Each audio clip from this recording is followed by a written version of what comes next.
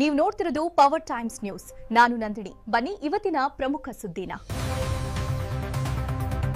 ಶಿರದ್ವಾಡದಲ್ಲಿ ಹನುಮಾನ್ ಮೂರ್ತಿ ಪ್ರತಿಷ್ಠಾಪನೆ. ನಿಪ್ಪಾಣಿ ತಾಲೂಕಿನ ಶಿರದ್ವಾಡ್ ಗ್ರಾಮದಲ್ಲಿ ಶ್ರೀ ಹನುಮಾನ್ ದೇವಾಲಯದ ವಾಸ್ತುಶಾಂತಿ, ಕಲಶಾರೋಹಣ ಹಾಗೂ ಹನುಮಾನ್ ಮೂರ್ತಿಯ ಪ್ರಾಣ ಪ್ರತಿಷ್ಠಾಪನೆ ಸಮಾರಂಭ ಭಕ್ತಿ ಭಾವದ ವಾತಾವರಣದಲ್ಲಿ ನೆರವೇರಿತು. ಗ್ರಾಮದ ಶ್ರೀ ಚಾಂದ್ಪೀರ್ ದರ್ಗಾ ಪರಿಸರದಲ್ಲಿರುವ ಹನುಮಾನ್ ದೇವಾಲಯದಲ್ಲಿ ನಡೆದ ಈ ಧಾರ್ಮಿಕ ಕಾರ್ಯಕ್ರಮ ಖಡಕ್ಲಾಟ್ ಅಪ್ಪನವರ ಮಠದ ಪೂಜ್ಯ ಶಿವಬಸವ ಸ್ವಾಮೀಜಿಗಳ ದಿವ್ಯ ಸಾನ್ನಿಧ್ಯದಲ್ಲಿ ನಡೆಯಿತು.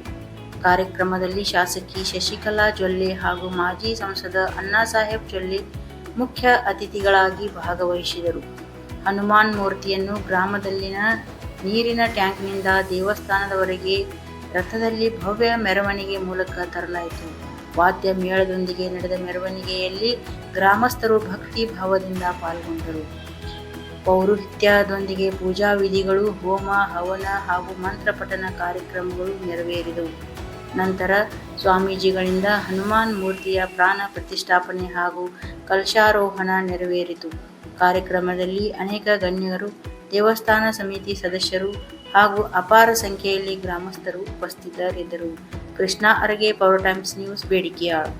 आपल्या भारतीय सनातन संस्कृतीचं नवीन वर्ष म्हणजे गुढीपाडवा आणि गुढीपाडव्याच्या आणि नवीन वर्षाच्या तुम्हा सर्वांना सर्वात प्रथम हार्दिक ॲडव्हान्स मध्ये माझ्याकडून अण्णांच्याकडून शुभेच्छा.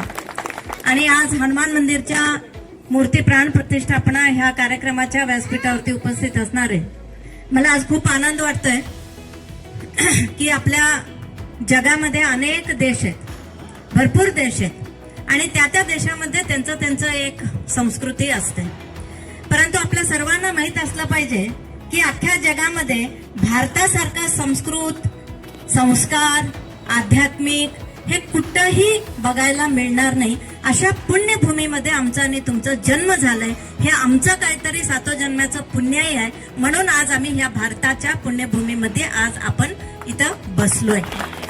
त्या भारताचं संस्कृती बघितलं तर ह्याच्यामध्ये आध्यात्मिकता पहिलं, आधी देव, नंतर धर्म, नंतर देश. देव, धर्म, देश हे तिन्ही देखील आपल्या भारताचं फाउंडेशन आहे. म्हणजे काय, पाया म्हणतो आम्ही, पाया आहे. आपल्या भारतामधले सर्व पूर्वज खूप सुंदररित्या आपल्या भारतीय संस्कृती आपल्याला देऊन गेलेले आहेत. बघा, कुठलंही गाव म्हटलं तर तिथं मंदिर हे दिसतंय, कुठलंही गाव म्हटलं तर तिथं मठ दिसतंय. ते कुठलंही मठ असू देत, कुठलंही मंदिर असू देत. आणि आपण सर्वजण इथं समजून घ्यायला पाहिजे की कुठलाही असा देश नाही, प्रत्येक देश बघतोय आम्ही त्याच्यामध्ये एकच धर्माची लोक असतात. परंतु भारत असा एकमेव देश आहे, अनेकता में एकता वाला देश कोई कौन सा है तो सिर्फ भारत माता, भारत देश आहे. म्हणजे इथं अनेक नमुन्याचे धर्म आहेत, जाती आहेत, वेशभूषा आहेत. इथंच जिल्ह्यातून जिल्ह्याला गेलं तर जेवणाचं पद्धत देखील वेगळं आहे, अनेक भाषा आहेत. परंतु आम्ही कधीही भांडत नाही, सगळेजण एकत्र येऊन आम्ही भारतामध्ये जगतो, भारतामध्ये सगळे आपण भाऊ बंधासारखं राहतो. हेच भारत देशाचं एक वैशिष्ट्य आहे. म्हणून अनेक धर्म मिळून आज आपण भारतामध्ये वावरतोय. हे खरंच आपलं भारताचं एक भव्य परंपरा आहे. आणि हे मंदिर बघितलं तर पूर्वजांनी बघा मठ आणि मंदिर केलं नसतं तर आम्ही हे आता जगायला लागलो. हे कितवं शतक आहे? 21वं शतक आहे. 21वं शतक म्हटलं तर स्पर्धात्मक युग आहे. आता पळालो, बटन दाबतोय बघा, काहीतरी एक मशीन सुरू करायला पाहिजे तर बटन दाबलं तर मशीन सुरू होतंय, बटन दाबतोपर्यंत मशीन चालूच असते. तसं आमचं आणि तुमचं झालंय आता. हे 21वं शतक म्हणजे पूर्वीची लोक मस्तपैकी सूर्योदयाची आधी उठायची आणि अंगभर राबायची, पोटभर 3 वेळाला जेवण करायचं आणि मस्तपैकी निरोगी जीवन त्यांनी जगलं.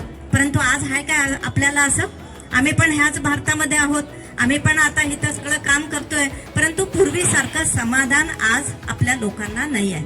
असं बटन दाबल्यासारखं आपल्या घरासाठी, संसारासाठी आपण पुढे जाण्यासाठी एवढं दगदग करून घेतोय. इथं बसणाऱ्यांना सगळ्यांना विचारा, तुम्ही समाधान आहे काय? म्हटलं तर आम्ही लहान असताना सगळ्या खेड्यामध्ये काळ्या खापरीची घरं असायची, है ना. नंतर झालं मंगळूर खापरी, नंतर झालं स्लॅब, आता स्लॅबवर स्लॅब असं बिल्डिंग आम्ही करायला लागलोय. आपल्याला आरसीसी बिल्डिंग आहेत, प्रत्येक घरामध्ये 2 व्हीलर तरी आहेतच आहेत, प्रत्येक घरामध्ये 4 व्हीलर आहेत, कामाला गडी आहेत. एवढं सगळं असून देखील सगळ्यांना बीपी आहे, शुगर आहे, इथं दुखलं तिथं दुखलं, ह्याव झालं त्याव झालं, आणि समाधान म्हणायचं आपल्याला नाही आहे. म्हणून हे मंदिर आहेत ना, ते मंदिरांचं जीर्णोद्धार करणं ह्या वेळेला ह्या शतकामध्ये फार जरुरी आहे. म्हणून आमच्या पूर्वजांनी मंदिरं बनवली, म्हणून आमचे मठामध्ये स्वामीजी आले. कारण आपण जरा बघा, घरात एवढं टेन्शन मध्ये असतोय, एवढा व्यवहाराच्या पाठीमागे पळतोय, परंतु आज तुम्ही हनुमानाचं मूर्ती प्रतिष्ठापना करायला लागलाय. सकाळपासून पूजा झाली, होम झालं, सगळं घरदार सोडून गाव सोडून इथं येऊन निवांत व्हायचं का नाही?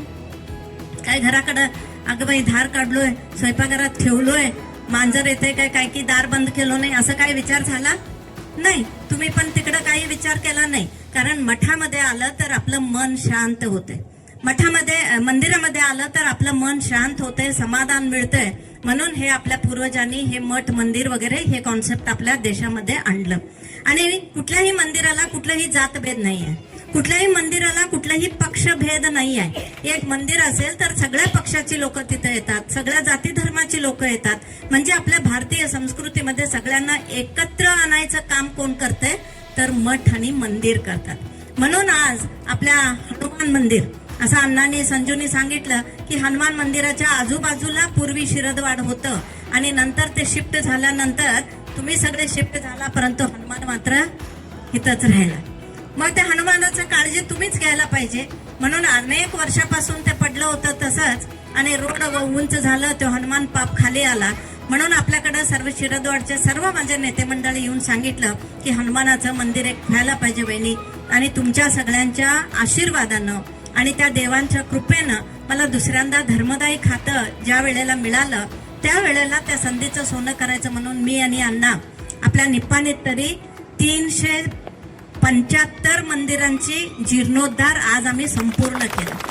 महाराष्ट्रामध्ये गेलं तर गुड्डापूर दानक प्रसाद निलय आपल्या कर्नाटक सरकारकडून बांधून दिले. पंढरपूरला 50 कोटी आपण काढून ठेवलेलं होतं, परंतु जागा ते रिंग रोड मध्ये गेलं म्हणून आम्हाला करायला झालं नाही.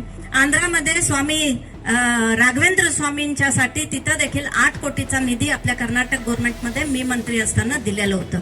शबरीमलाई, जे स्वामी अय्यप्पाचं शबरीमलाई आहे, तिथं देखील 7 कोटीची निधी आपण दिलं होतं. अशा आमचं कर्नाटकाचं भक्त लोक दुसऱ्या राज्यामध्ये कुठं कुठं जातात, तिथं देखील आम्ही कर्नाटकाचं यात्री निवास बांधण्याचं काम आपण केलेलं आहे. आणि ते संधी तुमच्या आशीर्वादानं, देवाच्या दयानं माझ्याकडे आलं तर माझं कर्तव्य होतं आमचं दोघांचं मंदिरांचं जीर्णोद्धार करायला पाहिजे. म्हणून इथं हनुमान मंदिराचं जीर्णोद्धारासाठी 10 लाखाचं निधी आपण दिलं होतं. आणि त्याच पद्धतीनं इथं ज्या वेळेला ओपनिंगला आलो होतो, भूमिपूजेला, तेव्हा महापूर आला होता, आठवतंय यांना?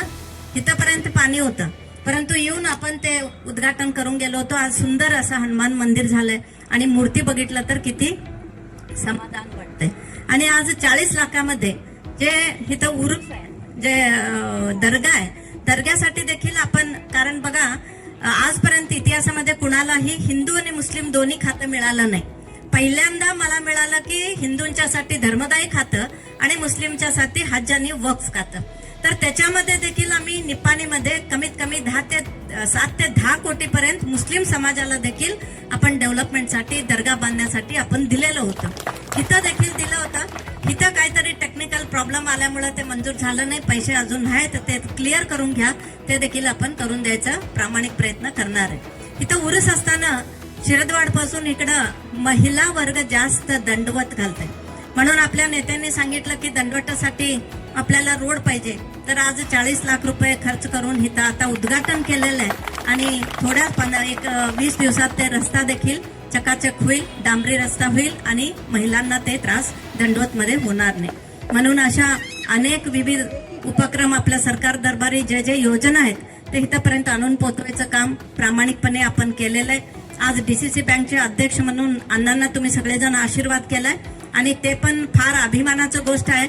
की निप्पाणीतूनच डायरेक्टर म्हणून निवडून आले आणि निप्पाणीलाच अध्यक्ष म्हणून आज बेळगाव जिल्ह्याला निप्पाणीचं प्रतिनिधित्व करतात, हे पण फार महत्वाचं आहे. असंच तुमचं सगळ्यांचं प्रेम विश्वास